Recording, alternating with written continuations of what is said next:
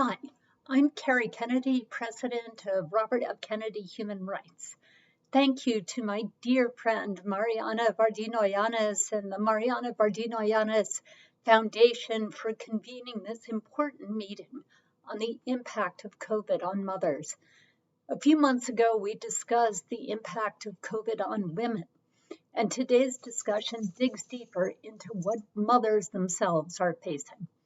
Although many of the issues overlap, many of our European colleagues have social systems which we lack in the United States.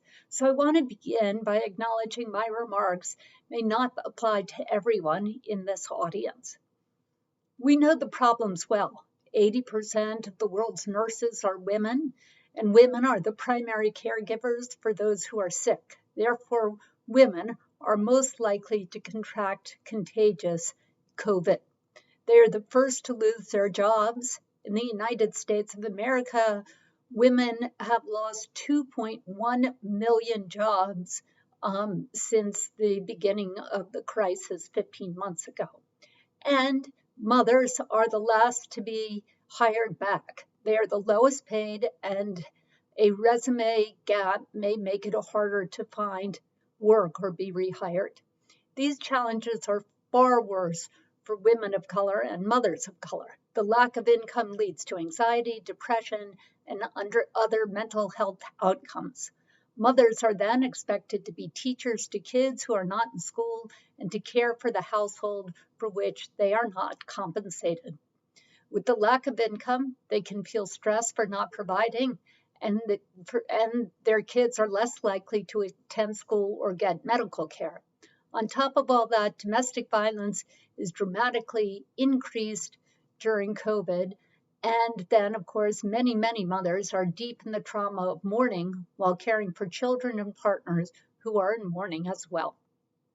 Today, rather than digging more deeply into the challenges women face, I would like to take a look at some solutions, particularly for mothers. There are myriad ways that government, employers, family and friends and communities can really make a difference. Much of what I am going to say comes from Claire Kane Miller's excellent series of articles in the New York Times on the crisis for mothers.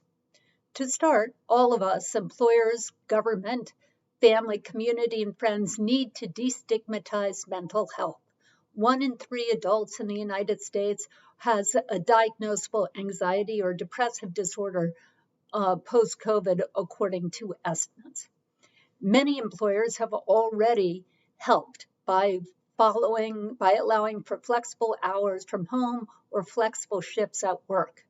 That has been helpful, but over a year later, as mothers spend every spare moment grappling with work or caretaking at home, mothers are burning out. Employers can offer part-time schedules or paid or unpaid leave and sabbaticals. Employers can also offer paid childcare, cash subsidies to underwrite the cost of childcare while mothers work. And employers can offer a pandemic package, an allotment of cash which mothers can use in whatever way they deem is necessary or best for their household. At work, managers can refrain from penalizing mothers for caregiving when writing evaluations. Instead, take a second look at the goals set for the year and see how those goals shifted due to COVID. Give mothers a break for all the extra care they give to their families this year. Hiring managers should not penalize mothers who took a resume gap during the pandemic, and they should make a concerted effort to rehire mothers who dropped out during COVID. Many families moved during the pandemic to be closer to aging parents for caregiving or for other reasons. Employers can determine if the workforce actually needs to be in the office and if they all need to be in the office at the same time. And if not, be flexible about allowing employees to be spread across the country or at least stay at home. Allow employees to work from home some days, at the office others, maybe as little as a few days a year when their presence in office is absolutely essential. While being flexible about when employees work, Also protect mothers from the tendency to allow that quote unquote flexibility to merge into a world in which employees are expected to be always on, sending emails 24/7, adding to rather than diminishing the stress. Furthermore, HR departments need to find ways to create opportunities for mothers who stay at home and therefore miss the informal opportunities to connect with office mates around the water cooler or at lunch, to bond with their bosses and others, and not miss out on the career track, which is so often tied to those unscheduled moments. Government has an important role to play as well in addressing mothers in the workplace. In my country, unlike the EU, we have no policy of paid family leave or subsidized childcare. We need to fix that. In addition, government can give tax credits to families both to pay for childcare and for general expenses. Currently, those credits are not available to the poorest of the poor in the United States. Government can offer tax credits to businesses that hire or rehire mothers.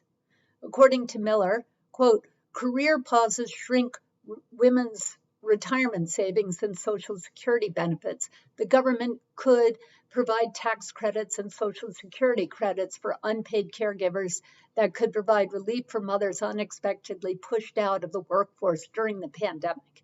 In many American communities, bars, restaurants, and gyms have already opened. Prioritizing school, which President Biden called on Congress to spend $130 billion to do, would require getting infections under control, testing and tracing to monitor outbreaks, and investing money for schools to add safety measures. The money would be used for things like improving ventilation, hiring janitors, nurses, and counselors, and operating summer schools. The child care crisis during the pandemic has revealed the extent to which mothers were barely hanging on in normal times. Some lawmakers have proposed bills that would provide paid family leave and subsidize child care for the long term, unquote.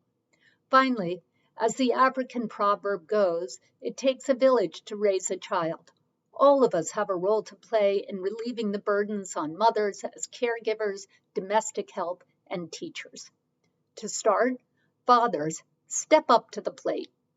Mothers spend twice as much time on household care and caregiving as fathers do. Men equalize responsibility for house cleaning or take over the pediatric care responsibilities or take over the kitchen, shop, cook, and clean up for meals, and take the kids out of the house. Here's another idea. Give your office with its closed door to mom, and dad, you take the common workspace. Next, friends. Friends, take the kids out for a meal or to a game or to the park or read to them on Zoom. And communities can do more for mothers. Create activities for children, connect volunteer tutors to students, keep parks, libraries, and community centers clean, safe, and open. Community, do your part. And if you are lucky enough to have one, give a raise, all of us, give a raise to your housekeeper and a bigger tip to your servant. In the end, we are all in this together. Mothers deserve to be treated with dignity. That means having security around basic needs like food, clothes, medical supplies, and housing. And it means time for work and sleep and leisure and self-care and taking care of the children and families with love in a way that's not overwhelming to the mothers themselves. The great poet Maya Angelou said, "To describe my mother would be to write about a hurricane in its perfect power, or the climbing, falling colors of a rainbow." Today, let's all recommit ourselves to taking action to ease the burden of COVID on our mighty mothers. And as we mend the harm, let's agree we will not be satisfied merely with a world that is just. Our dreams reach far beyond fixing what is broken. We strive for a world of compassion and peace and respect for each other. where every mother is celebrated as a child of God, where all our talents and abilities are able to shine. The world cannot be built on merely repairing what is broken, especially what is broken from COVID. That world can only be built on love, the love we learned from our mothers and as mothers to our children. Thank you.